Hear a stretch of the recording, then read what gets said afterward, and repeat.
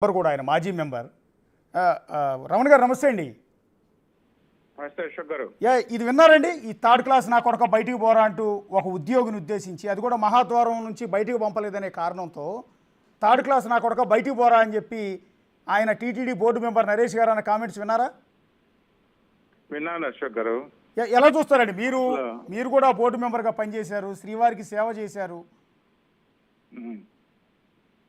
అసలు బోర్డు మెంబర్లు మార్గదర్శకులుగా ఉండాల్సిన వాళ్ళు వీళ్ళు నీతులు మాట్లాడి సామాన్య భక్తులను నెత్తి మీద పెట్టుకుంటాం, సామాన్య భక్తులు మా ప్రాధాన్యత, రకరకాల మాటలు మాట్లాడి వీళ్ళు మార్గదర్శకులుగా మోడల్గా ఉండాల్సిన వీళ్ళు ఒక ఉద్యోగస్తుని బయటకి గంటయి నువ్వు థర్డ్ క్లాస్ నాకు అంటే థర్డ్ క్లాస్ వాళ్ళు కాదండి, వాళ్ళు పై వాళ్ళు చెప్పిన డ్యూటీలు వాళ్ళు చేస్తాం. థర్డ్ క్లాస్ ఏదో ఇలాంటి వాళ్ళు ఈ ఎవడు బట్టి వాడు బోర్డు మెంబర్ అయ్యి థర్డ్ క్లాస్కి వస్తారు, ఈ థర్డ్ క్లాస్ గ్రేడ్ అంతా వచ్చి బోర్డు మెంబర్లు అయితే ఇట్లాగే ఉంటుంది. గుళ్ళ నుంచి బయటకు పంపించడానికి ఇతను ఎవరండి? ఇతను ఏం హక్కు ఉంది? అతను పై అధికారులు చెప్పిన డ్యూటీ అతను చేశాడు. పోయిన శనివారం నేను కూడా కొండకి వెళ్ళాను, నేను కూడా అట్లా వెళ్ళామని నాకు చెప్పాడు. సార్ ఇట్లా పంపట్లేదు సార్, బయోమెట్రిక్ మంచిదమ్మా అని చెప్పాను. ఏముంది ఆ తేడా అక్కడ? యుగ తప్పనిచ్చి నేను బోర్డు మెంబర్ అని అహంగాంగా కాకపోతే బయోమెట్రిక్ కి మా ద్వారానికి ఏముందని తేడా? ఒక నిమిషం కూడా పట్టదు తేడా. ఏమన్నా లైన్ ఏమన్నా ఉంటుందా? ఖాళీగా ఉంటుందా? అక్కడి నుంచి వెళ్తారు బయోమెట్రిక్ నుంచి. మరి ఒకప్పుడు మొన్న వైకుంఠ ఏకాదశి రోజు, అంతకుముందు వైకుంఠ ఏకాదశి మా మాజీ ప్రధానమంత్రి వస్తే దేవేగౌడ గారు వస్తే బయోమెట్రిక్ నుంచి తీసుకున్నారండి లోపలికి, మా ద్వారా నుంచి రావాల్సి వస్తే. మరి అంత పెద్ద ఆయనకి బయోమెట్రిక్ తీసుకుంటే ఆయనకి లేనేగో ఇట్లా వస్తే ఎవరండి థర్డ్ క్లాస్ ఇక్కడ? అక్కడ ఉద్యోగం చేస్తే పాపం పై అధికారులు చెప్పిన చేసి అతను థర్డ్ క్లాసా, థర్డ్ గ్రేడా? ఏదో ఎవడు బట్టి వాడిని పట్టుకొని పైరవేలు చేసుకొని బోర్డులో వచ్చి కూర్చొని ఇట్లా బూతులు మాట్లాడేవాడు ఎవడు థర్డ్ గ్రేడు? కొంచెమన్నా మాట్లాడేటప్పుడు గౌరవప్రదంగా అంతమంది భక్తుల ముందర మనం మాట్లాడితే ఒక పాలక మండలి సభ్యుడిగా ఉండి కొంచెం కూడా దీని ప్రభావం ఎంత దూరం వెళ్తుంది, మిగతా భక్తులు ఎలా ఉంటుంది? నన్ను పాల్గొన్న సభ్యుడే మాట్లాడితే ఇంకా భక్తులు ఎలా మాట్లాడాలి? 30 గంటలు 35 గంటలు 25 గంటలు వెయిట్ చేసి కాంప్లెక్స్ నుండి పాపం నానా తంటాలు పడి అక్కడికి వస్తే క్షణికాలం దర్శనం మహాలగు దర్శనం పెడతావు, నిమిషం 120 మంది నెట్టేస్తుంటే వాళ్ళకి ఎంత ఉండాలండి?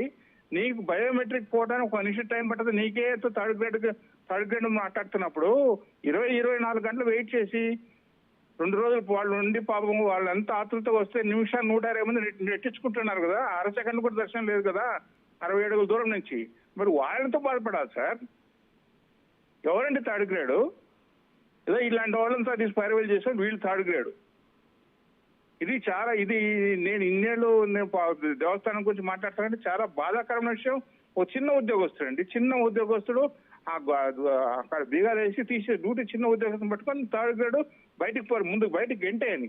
ఆ గంటేస్తే వీళ్ళు ఎట్లా చేస్తారండి? ఎంప్లాయీస్ ఆ వీజీ ఓను ఏ ఓను ముందు వాళ్ళని సస్పెండ్ చేయించాలి. అంటే బోర్డు మెంబర్ చెప్పేసి గంట ఇస్తారా? రేపు ఇంకో దర్శనం రాలేదని చుట్టుపట్టు లాగా బయట గంట ఇస్తారండి?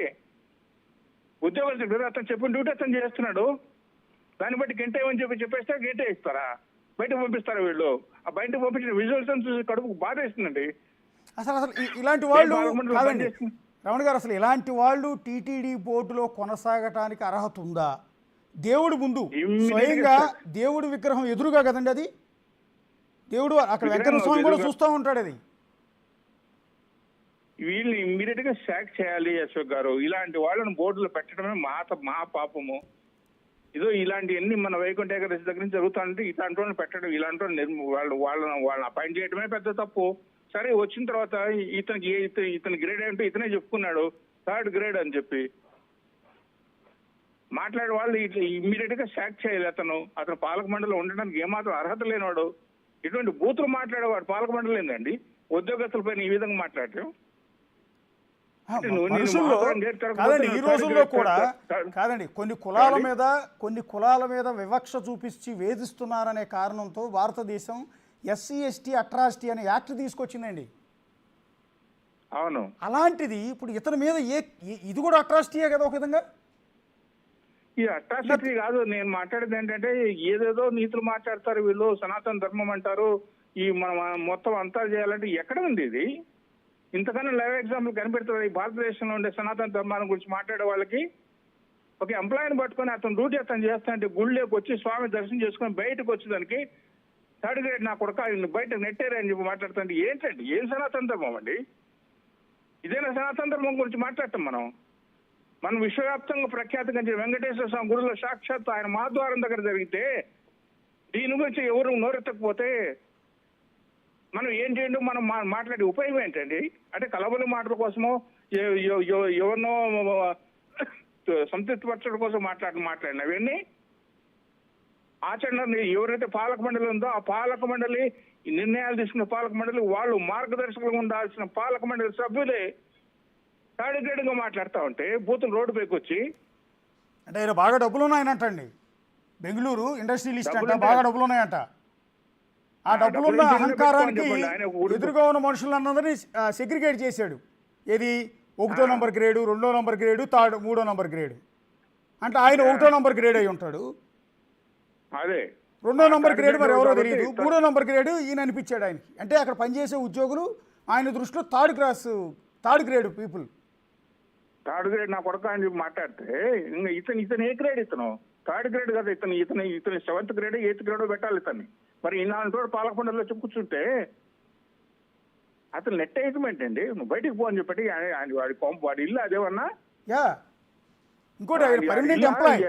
పని చేయకపోతే బయట ఆయన ఆపిన వ్యక్తి ఎంప్లాయ్ అండి, టీటీడీ ఎంప్లాయ్, 35 ఏళ్ల పాటు అక్కడ పనిచేయాల్సిన వ్యక్తి. అతను డ్యూటీ అతను చేస్తున్నాడు. అతనే స్వతహాగా తీసుకున్నాడా లేకపోతే ఎవరితో డబ్బులు తీసుకుని గేట్ ఓపెన్ చేసి లేట్ క్లోజ్ చేస్తున్నాడా? అయ్యా నాకు పైన ఇన్స్ట్రక్షన్స్ వచ్చాడు. నేను వెళ్ళానండి పోయిన శనివారం స్వామికి. నేను వెళితే నాకు చెప్పాడు, నేను బయోమెట్రిక్ నుంచి వెళ్ళాను.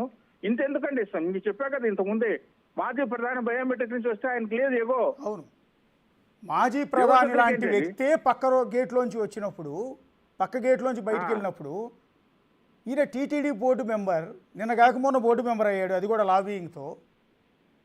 ఎంత దారుణం అండి ఆ మాట. అసలు వింటుంటేనే కడుపు మండిపోతుందో చూస్తున్న జనానికి. పోయిన అవతల వ్యక్తులు ఉద్యోగి ఏమైనా ఈయన తిట్టే ఆస్కారం ఉంటుందా? తిట్టే పరిస్థితులు ఉంటాయి నిజంగా ఉద్యోగి? ఎవరన్నా అట్లా మాట్లాడతారా? భాష మాట్లాడతారండి? అదే గుళ్ళో భాష మాట్లాడతారు. అశోక్ గారు మీరు ఇక్కడ పనిచేశారు, చూశారు, ఎంతమంది చూశారు? నేను 18 సంవత్సరాలతో అసోసియేషన్ ఉన్నాను దేవస్థానంతో. ప్రతి చిన్న విషయం కూడా తెలిసిన వ్యక్తిని. ఇలాంటి వాడిని నేను ఇంతవరకు చూడు, వీడు పాలక మండలి సభ్యుడు చెప్పుకోవడానికి సిగ్గేస్తానండి. పాలక మండలి సభ్యుడు ఇటువంటి లో గ్రేడ్ మనుషులు ఉంటారా అని చెప్పి. ఎలా టికెట్లు అమ్ముకున్నాడు వాళ్ళు నేను చూసాం, కానీ ఇటువంటి బూతులు మాట్లాడేవాడు ఎవరు పైరవేలు చేసుకొని ఇట్లా వచ్చి కూర్చుంటే ఇట్లా ఉంటుందండి. ఇమీడియట్ గా ఇతను సాక్ చేయాలి అశోక్ గారు. ఇతను పాలక మండలి ఒక్క క్షణం కూడా అతను కంటిన్యూ చేయడం అర్హత లేదు. మాజీ పాలక మండలి సభ్యుడుగా అత్యంత విశ్వాసం వెంకటేశ్వర స్వామి భక్తిగా చాలా ఆవేదన చేస్తూ మాట్లాడుతున్నా. థ్యాంక్ యూ అండి. థ్యాంక్ యూ రమణ గారు. Thank you. ఒక్కసారి అసలు టీటీడీ బోర్డు మెంబర్ అయిన ఈ పారిశ్రామికవేత్త, బాగా డబ్బులున్న ఈ నరేష్ కుమార్ అనే వ్యక్తి అక్కడ పనిచేసిన ఉద్యోగి ఈ గేట్లోంచి వద్దు సార్, ఆ గేట్లోంచి వెళ్ళండి అని చెప్పాడు. ఆయన చేసిన పాపం ఏంటంటే నిబంధనల ప్రకారం ఈ గేట్ తీయకూడదు సార్, మీరు రెగ్యులర్గా అందరూ భక్తులు ఎత్తున్న గేట్లోంచి వెళ్ళండి సార్ అని రిక్వెస్ట్ చేశాడు. నన్ను ఆపుతావా, నేను వస్తే గేట్ తీవా, నువ్వు థర్డ్ గ్రేడ్ నా కొడక బయటికి పోతావా, వాడుంటే నేను ఇక్కడ ఊరుకోను. అది